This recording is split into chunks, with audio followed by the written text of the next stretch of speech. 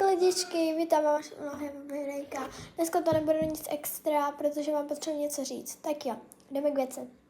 Já jsem vám posílala video, na kterém byly Vánoce a že už za chvilku se chytají Vánoce a já bych jsem vám potřebovala dát jako nějaký návrh, že bychom si na Vánoce víte, že budu natáčet hodně videí, pohádek a vlastně takovýchhle věcí.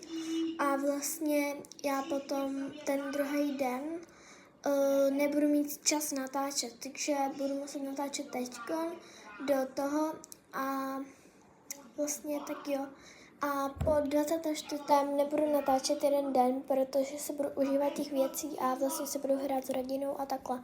Takže budu vlastně jenom poslat videa do 24. poslední videa, potom 25. nic a vlastně potom po 25. dní tak bude 26 a to už ten den budu natáčet a normálně takhle, takže jenom toho 25.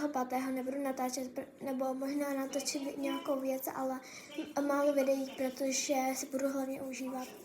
A vlastně takhle budu vám hodně dělat videa se stromečkem, vyfotím vám dárky, videa a abyste měli to. A tak jo, tak ahojky lidičky.